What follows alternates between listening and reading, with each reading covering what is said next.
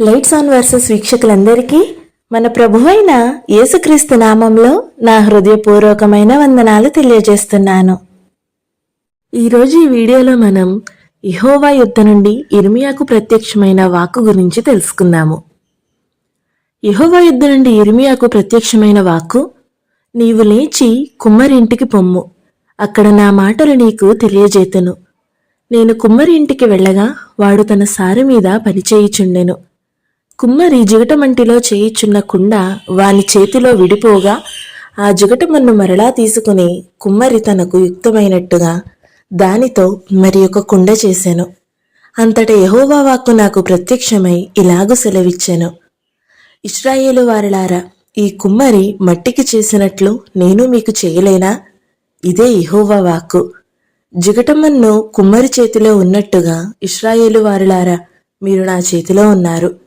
దానిని పెళ్లగింతుననియు విరగ్గొట్టుదననియు నశింపజేయుదుననియు ఏదో ఒక జనమును గూర్చి గాని రాజ్యమును గురించి గాని నేను చెప్పి ఉండగా, ఏ జనమును గూర్చి నేను చెప్పి తినో ఆ జనము చెడుతనము చేయుట మానిన ఎడల నేను వారికి చేయనుద్దేశించిన కీడును గూర్చి సంతాపపడుదును.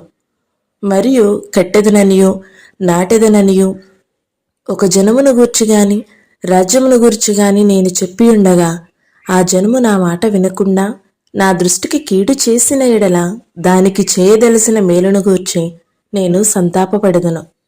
కాబట్టి నీవు వెళ్ళి యూదావారితోనూ యెరూషలేము నివాసులతోనూ ఇట్లనుము, యెహోవా సెలవిచ్చిన మాట ఏదనగా, మీ మీదికి తెచ్చుటకై నేను కీడును కల్పించుచున్నాను.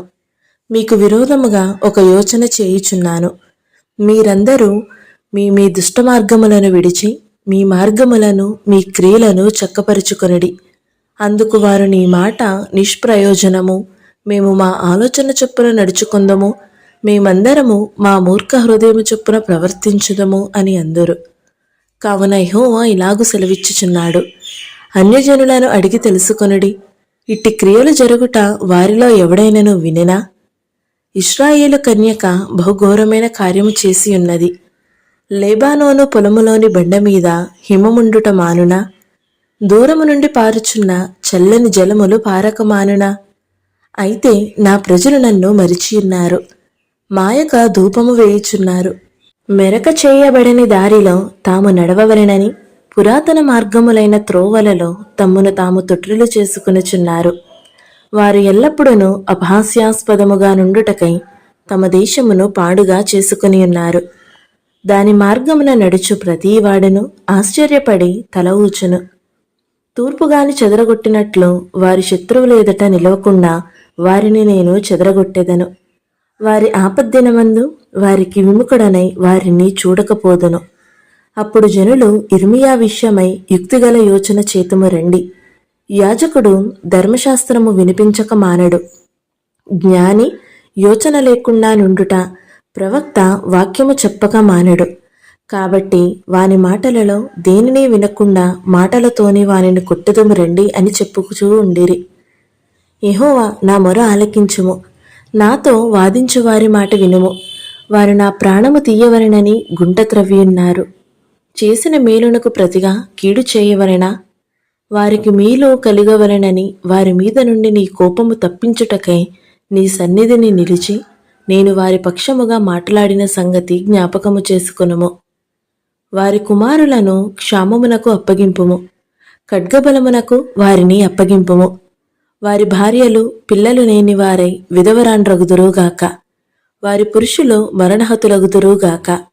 వారి యవనులు యుద్ధంలో ఖడ్గము చేత హతులగుదురుగాక. నన్ను పట్టుకొనుటకు వారు గొయ్యి త్రవ్విరి, నా కాళ్లకు ఉరులు నొగ్గిరి. వారి మీదకి నీవు అకస్మితముగా దండును రప్పించుట వలన వారి ఇండ్లలో నుండి కేకలు వినబడెనుగాక. యెహోవా, నాకు మరణము రావలెనని వారు నా మీద చేసిన ఆలోచన అంతయు నీకు తెలిసేయున్నది. వారి దోషమునకు ప్రాయశ్చిత్తము కలుగనీయకము. నీ సన్నిధి నుండి వారిని పాపమును తుడిచివేయకము. వారి నీ సన్నిధిని తొట్టిల్లుదురుగాక.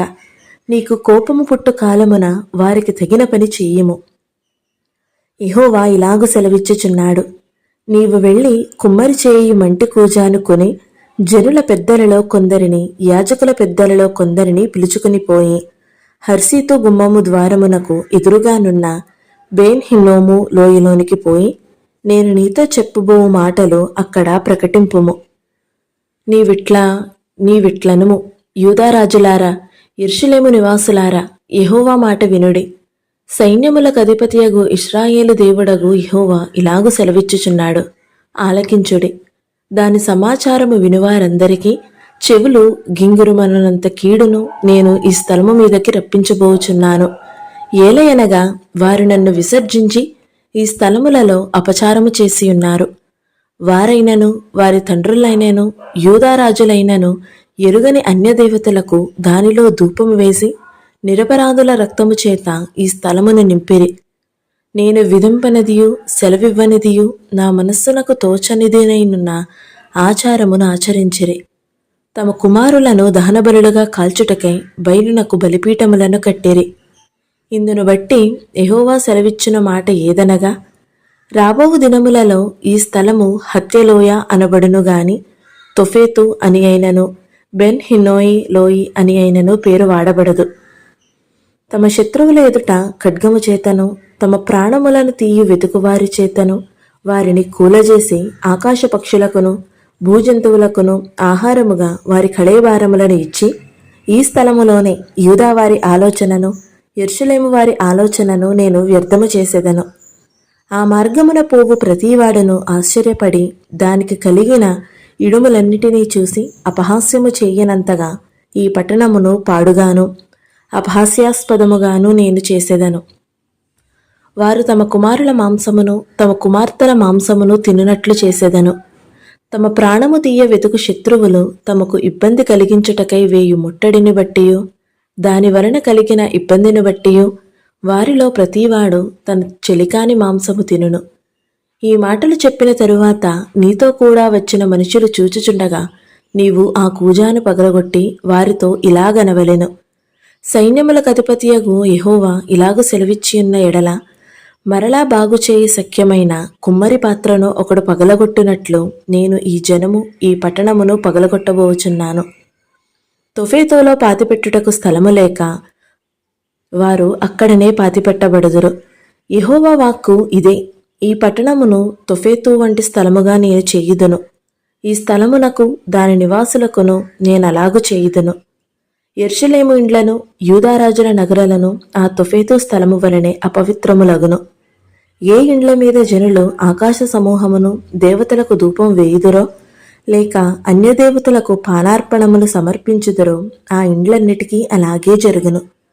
ఆ ప్రవచనము చెప్పుటకు యెహోవా తన్ను పంపిన తొఫేతోలోని ఇర్మియా వచ్చి యెహోవా మందిరపు ఆవరణలో నిలిచి జనులందరితో ఇలాగు చెప్పెను, సైన్యములకు అధిపతియగు యెహోవా, ఇశ్రాయేలు దేవుడగు యెహోవా ఈ మాట సెలవిచ్చుచున్నాడు. ఈ జనులు నా మాటలు వినకుండా ముందుకి తిరిగియున్నారు గనుక ఈ పట్టణమును గూర్చి నేను చెప్పిన కీడంతయు దాని మీదకిని దానితో సంబంధించిన పట్టణములన్నిటి మీదకిని రప్పించుదును. దేవుడు చెడుతనమును అసహ్యించుకునివాడు.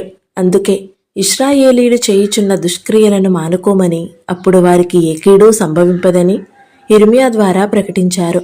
ప్రజలందరూ కుమ్మరివాని చేతిలో మంటి వలె ఉన్నారు. చెడు ప్రవర్తనను విడిచిన ఎడల మనల్ని పనికొచ్చే పాత్రగా చేస్తాను అని దేవుడి మాటలను ఇర్మియా ప్రజలకు తెలియజేశారు. అయితే దేవుని మాటలు విన్నవారందరూ ఆ మాటకు లోబడక ఇర్మియాను హింసించడానికి పూనుకున్నారు. అప్పుడు ఇర్మియా వారు చేయుచున్న ఈ పాపమును బట్టి దేవునికి ప్రార్థించారు. అందుకు దేవుడు ఆ ప్రజలకు శిక్షకు విధించుటకు పూనుకున్నారు. దేవుని పిల్లలమైన మన నుండి దేవుడు కోరుకునేది మనము ఆయన పోలికగా మారుటకు చెడుతనమును విసర్జించువారమై ఉండటమే. మన దేవుడు ప్రవర్తనను మనము మానుకొనినట్లయితే దేవుడు మన కాపుదలలో ఏ అపాయమూ కలగకుండా కాపాడతాడు. అలా కాకుండా మన మూర్ఖ ప్రవర్తన ద్వారా దేవునికి విరోధముగా ప్రవర్తించినట్లయితే మనము నశించిన వారమై ఉంటాము. దేవుని వాక్యమే మన ప్రవర్తనను మారుస్తుంది.